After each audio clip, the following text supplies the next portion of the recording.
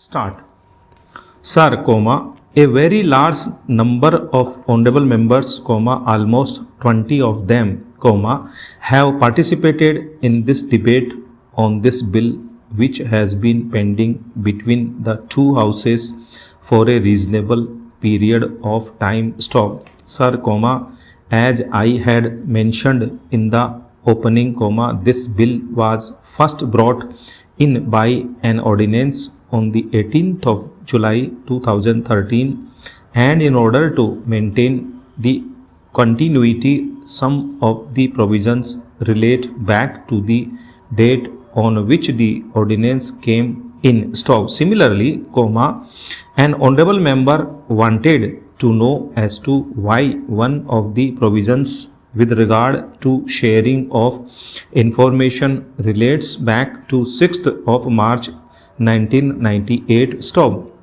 Now this is in order to validate the sharing of information between the SEBI and the equivalent authority in the United States. Stop. The MOU between the two was entered into on the 6th of March 1998 and therefore we have been exchanging information with them since that day. Stop.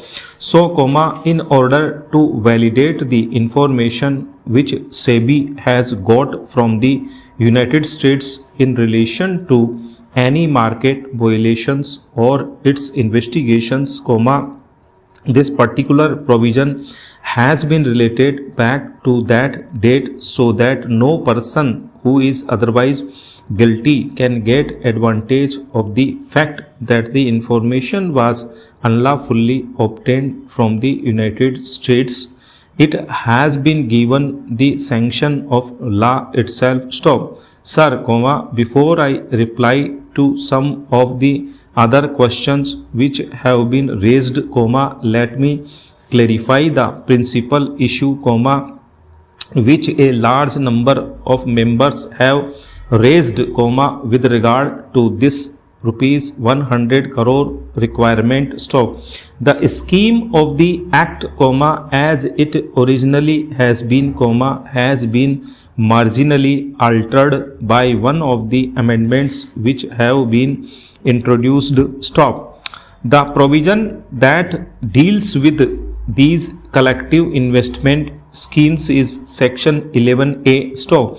Now this mentions that any scheme or arrangement which satisfies the conditions referred to in subsection 2 shall be a collective investment scheme. Stop. Now in subsection 2, there are 4 subparts which originally existed. Stop. Each of the 4 subparts relates to some element of contribution which has been made, pooling in of those investments and being utilized for a scheme or for an investment. Stop. Now, honorable members raised an issue that even though there are a large number of such Ponzi schemes or even genuine schemes, which are not Ponzi schemes, only one of them got registered under the act. Stop.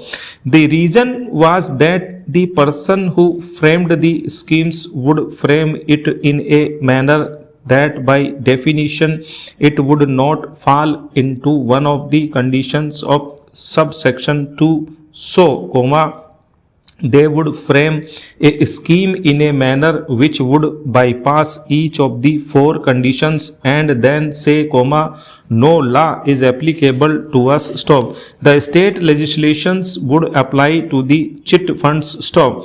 These schemes would not be a chit fund. Stop. These schemes would not collectively or separately come under any of the 4 circumstances mentioned or conditions mentioned in subsection 2.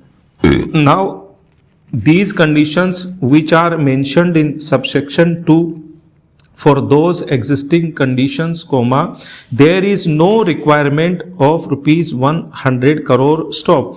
Now, what do we do with those large schemes which do not fit into this but are otherwise schemes which would require a registration. Stop. Now, comma, this would be an exception to the above four, comma, and this reads, comma, provided that any pooling of funds under any scheme or arrangement, comma, which is not registered with the board or is not covered under subsection 3, comma, involving a corpus amount of 100 crore rupees or more shall be deemed to be a collective investment scheme. Stop.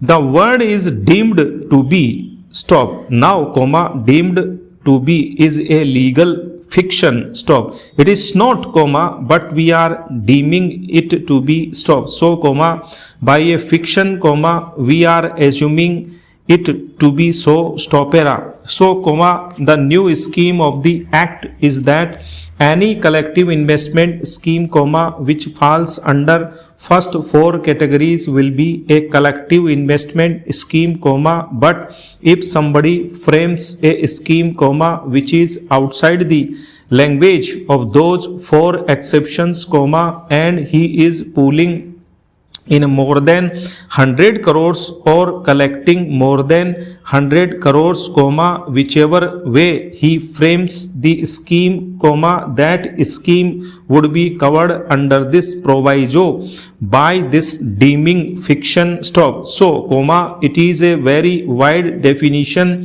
which would almost include everything which is not covered under the first chapter. Stop. Para. Any non-banking financial institution is not a collective investment scheme. Stop. We could all get together and collectively form a non-banking financial institution for our own members. Stop. It is not a collective investment scheme. A collective insurance scheme is not a collective investment scheme. Stop. A collective pension scheme or an employees provident fund scheme is not a proper scheme under this act. Stop.